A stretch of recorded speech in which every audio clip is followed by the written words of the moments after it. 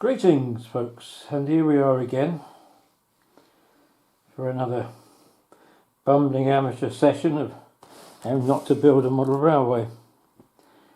Now, the other week I was talking about the Class 25 and how I was saying that they were developed from the Class 24 because they wanted a loco with higher speed. Well, as part of the modernisation plan, these previous locos, the Class 25, silly idiot, Class 24s, 50 of them were built, and obviously British Railways liked them because they ordered about 100 more. So this week I'm going to unbox a Class 24 because it just so happens I've got one.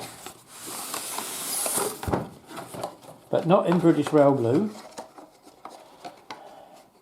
They were delivered around 1959-ish, and compared to some, they were quite long-lived. Some technical drawings there, and the last one was finally withdrawn in 1980.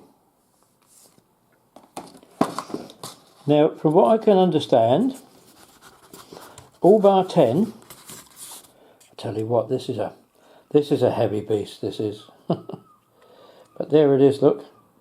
Here's your Class 24. This one doesn't appear to have any extra bits. It's an older Buckman model. As you can see, they were also built with, where am I? Do you know, I'm still not used to this. Corridor connections in the front.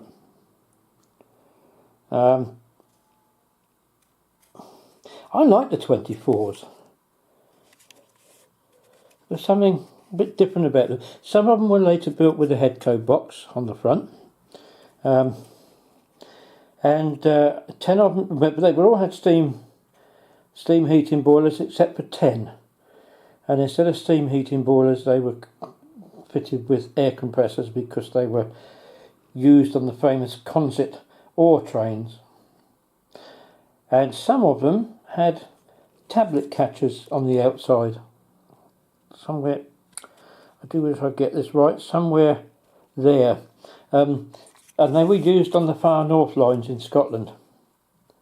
Let's pop that down there and move the camera down a bit, or back a bit.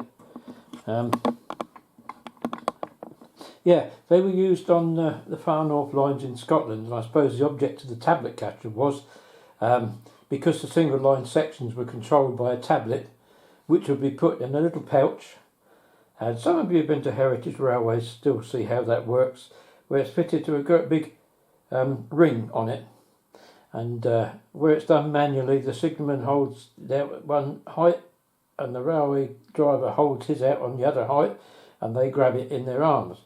Well, I suppose the easiest way to deal with these would probably be that the loco could go at full tilt and it would catch the tablet from the tablet catcher, and presumably the driver could then reach out his window and retrieve it.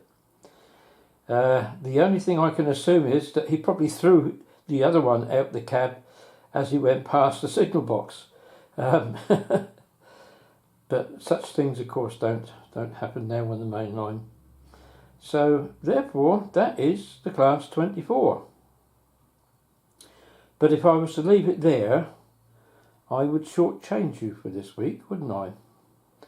So, what's going to happen this week is that I'm going to bring Richard Beeching into the equation. And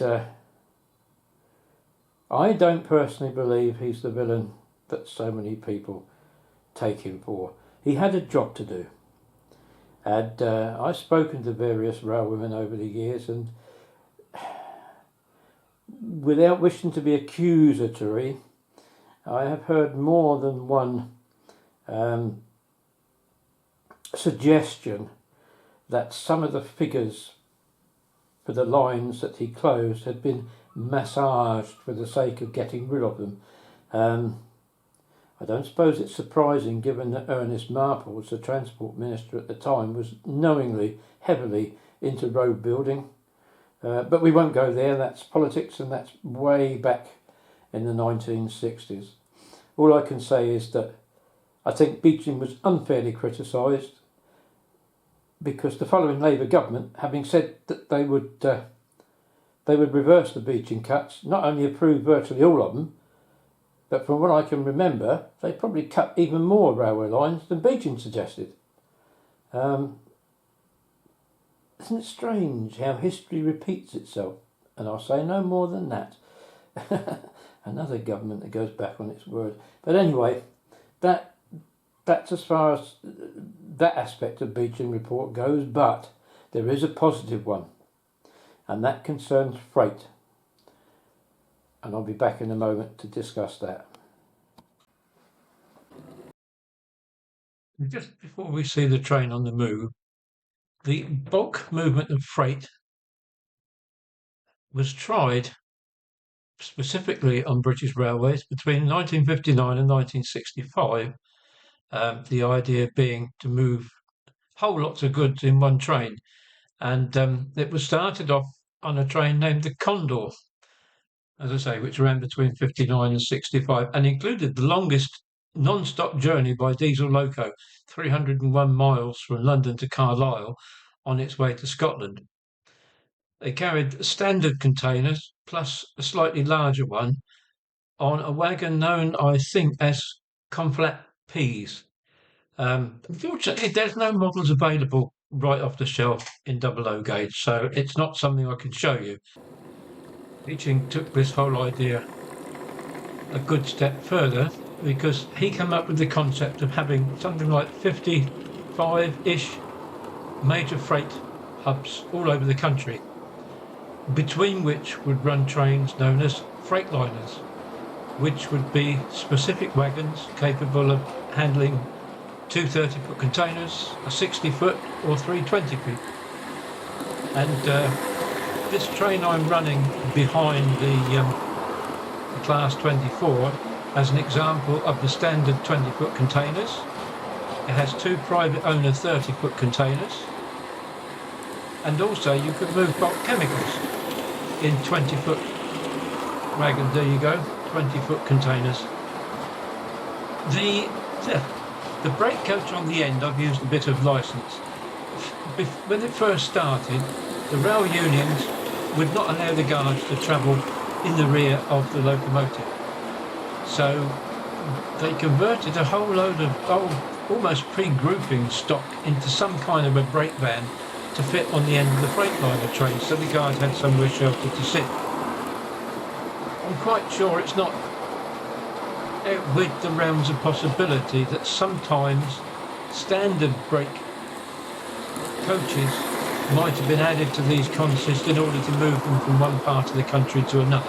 So I've stuck this Mark IIA brake on there, imagining that it's being moved from A to B.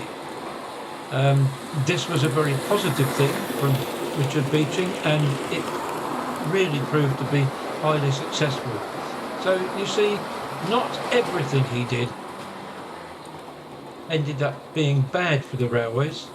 Freight now forms the backbone to a great extent of the railway network. And I slowed this down so you can see these wagons in more detail. I'm bringing the loco round for one last time, and I'm going to stop it now. But I now have 7 complete trains of different types that I can use to demonstrate. But I hope you've enjoyed this week's. It's not been very long, but another aspect of the modernisation plan. See you next time. I wonder what I got then.